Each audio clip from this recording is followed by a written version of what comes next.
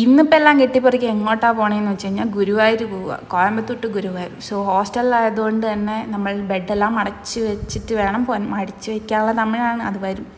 So അത് ഹോസ്റ്റലിലുള്ളവർക്കറിയാം. നമ്മൾ ഇത്രയും ലഗേജും കൊണ്ട് ട്രെയിനിൽ പോകുന്നത് ഇറ്റ് റിയലി സച്ച് ബ്രോ. ഇത്രയും ലഗേജ് കാണാണ്ട് പോകുന്നത് നോക്കണം, നീറ്റായിട്ട് ഒതുക്കി വെക്കണം. ഇത്രയും സാധനം ഒരാളായിട്ട് ചുമന്നുകൊണ്ടുവരണം. ഇങ്ങനെ എടുത്തുകൊണ്ട് പോകണവർക്കറിയാം അതിൻ്റെ ബുദ്ധിമുട്ട്. ഇതിൽ റിംഗ് ലൈറ്റ് ഉണ്ട്, അതിനെന്തെങ്കിലും ഒന്ന് പറ്റിക്കഴിഞ്ഞ് കഴിഞ്ഞാൽ അത് അവിടെ കൊണ്ട് തീർന്നു. തൃശ്ശൂർ ഇറങ്ങി അമ്മയ്ക്ക് വേണ്ടി വെയിറ്റ് ചെയ്തുകൊണ്ട് ഒരു വെയിറ്റിംഗ് ഹാളിലിരുന്നപ്പോഴാണ് ആ വെയിറ്റിംഗ് ഹാളിൻ്റെ ഭംഗി ആസ്വദിച്ചുകൊണ്ടിരുന്നത്. പക്ക തിയേറ്റർ പോലെ ഫുൾ AC, ഒരു TV, ആ ബെഡല്ല സീറ്റിൻ്റെ അടുത്ത് തന്നെ ചാർജ് ചെയ്യാനുള്ള സ്ലോട്ട്. അങ്ങനെ ഇരുന്ന് അമ്മേനെ കിട്ടി ഉടനെ നമ്മൾ ഗുരുവായൂർക്ക് ക്യാബ് ബുക്ക് ചെയ്തു. കാരണം ബസ്സിൽ പോകണത് ഇത്രയും കഷ്ടപ്പാടുള്ള പരിപാടിയാണല്ലോ. അത് കഴിഞ്ഞ് പിന്നെ സാരി പ്രീപ്ലീറ്റ് ചെയ്യാനുണ്ടായിരുന്നു ബ്രൈഡിനെ നാളത്തേക്ക്. സാരി പ്രീപ്ലീറ്റ് ചെയ്യാൻ ഇത്രയും കഷ്ടപ്പാടാണെന്ന് നമ്മൾ വർക്ക് ചെയ്യുന്ന സ്പേസിൽ മനസ്സിലാവില്ല. പക്ഷേ ആ റൂം അത്രയും നേരം കുനിഞ്ഞു നിന്ന് ആ ബെഡിലിട്ട് ആ സാരി ഒന്ന് റീപ്ലീറ്റ് ചെയ്ത് വരുമ്പോഴത്തേക്കും സത്യം പറഞ്ഞാൽ നടുവൊടിഞ്ഞു. 3 സാരി ഉണ്ടായിരുന്നു. 2 സാരി പ്രീപ്ലീറ്റ് ചെയ്തപ്പോഴത്തേക്ക് ഹാഫ് ഡെഡായി. ബാക്കി ഇനി ഒരു സാരിയും കൂടി പെൻഡിങ് ഉണ്ട്. അസിസ്റ്റ് ചെയ്യാൻ വന്നിട്ടിരിക്കുന്നുണ്ടല്ലേ. വർക്ക് ചെയ്യില്ലാത്ത അയൺ ബോക്സും സാരി ബെസ്റ്റ് കോമ്പിനേഷൻ. അത്രയും കഷ്ടമാണെന്നല്ല ഞാൻ പറയുന്നത്, പക്ഷെ നമുക്ക് നടുവേദന എടുക്കാൻ തുടങ്ങിക്കഴിഞ്ഞാൽ നമുക്ക് മടുത്തു പോകും. സാരി ഫുൾ പ്രീപ്ലീറ്റ് ചെയ്ത് കഴിഞ്ഞപ്പോൾ തന്നെ സമയം ഒത്തിരി ലേറ്റായി. അത് കഴിഞ്ഞ് പിന്നെ ഉറങ്ങണമല്ലോ. സമയം ഇപ്പം നോക്കിക്കഴിഞ്ഞാൽ 12:44. 3 മണിക്ക് എണീറ്റ് പോകണം. 3 മണിക്ക് ആക്ച്വലി ഉറങ്ങാൻ പറ്റുന്നില്ല. കാൽക്കുലേറ്റ് ചെയ്തുകൊണ്ടിരിക്കുക.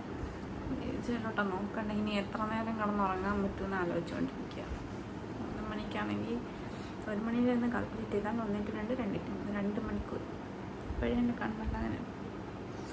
നാളെ നമ്മൾ ഫ്രഷ് ആയിട്ട് പോകണം. പിറ്റേ ദിവസം രാവിലെ എണീറ്റ് നമ്മൾ ഇങ്ങനത്തെ കുളത്തിൽ പോകാൻ പറ്റില്ല. ഫുള്ളി ഫ്രഷ് അപ്പായിട്ട്, കാരണം നമ്മൾ നീറ്റായിട്ട് ലിപ്സ്റ്റിക്ക് ഇട്ട് ബ്രൈറ്റായിട്ട് പോയാൽ മാത്രമേ അവിടെ ഉറക്കം തൂങ്ങിയിരിക്കുന്ന ബ്രൈഡിന് നമ്മളെ കണ്ട് കുറച്ചെങ്കിലും പ്രചോദനമാവുള്ളൂ എന്നാണ് എന്നെ പഠിപ്പിച്ച എൻ്റെ മാം എനിക്ക് പറഞ്ഞു തന്നത്. ഇപ്പം നിങ്ങൾ വിചാരിക്കുന്നുണ്ടാവും വീണ്ടും എന്താ ആ ഡ്രസ്സെന്ന്. വേറെ ഡ്രസ്സ് എടുത്തിടാനുള്ള മടി കാരണം കൊണ്ടാണ് ഇത് തന്നെ അവിടെ കിടക്കുന്നുണ്ടായിരുന്നു. കല്യാണം ആവുന്നതിനെ കുറിച്ച് എന്തൊക്കെയാണ് പറയാനുള്ളത്?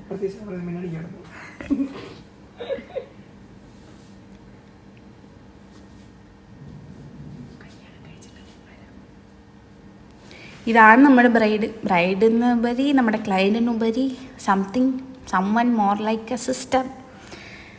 ഓക്കെ, അങ്ങനെ നമ്മുടെ ക്ലയൻറ്റിനെ നമ്മൾ റെഡിയാക്കിക്കൊണ്ടിരിക്കുകയാണ്. നമ്മുടെ ക്ലയൻറ്റ് ഫുൾ വൈബിങ് എന്ന് വെച്ചാൽ എന്നേക്കാൾ കൂടുതൽ വൈബിങ്. ഇപ്പോൾ ക്യാമറ ആംഗിൾ എല്ലാം നമ്മൾ നമ്മുടെ അമ്മയ്ക്ക് പറഞ്ഞ് മനസ്സിലാക്കി. അമ്മേനെയാണ് ഇപ്പം നമ്മൾ ക്യാമറമാൻ ആക്കി കൂടി വെച്ചേക്കുന്നത്.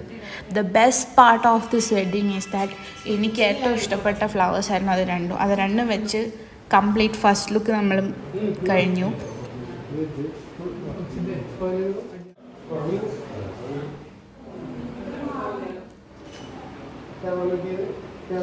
അതായത് മേക്കപ്പ് തീർന്നിട്ടെടുത്ത് വെക്കാൻ വന്നതാണ് ഏറ്റവും വലിയ ടാസ്ക്.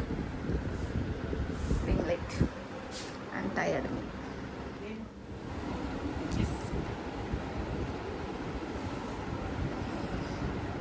സെക്കൻഡ് ലുക്കിന് മുന്നേ നമ്മൾ അവർക്ക് വേണ്ടി വെയിറ്റ് ചെയ്തുകൊണ്ടിരിക്കുക. വീണ്ടും റൂമിൽ പോയി ഉറങ്ങണം എന്നൊക്കെ എനിക്കുണ്ട്, പക്ഷെ ഉറങ്ങാനില്ല. സെക്കൻഡ് ലുക്കിൽ അവൾക്ക് ആവശ്യമായിട്ടുള്ള നെറ്റി ചുട്ടി കോർത്ത് വയ്ക്കുക, അങ്ങനത്തെ ഡ്യൂട്ടിയെല്ലാം.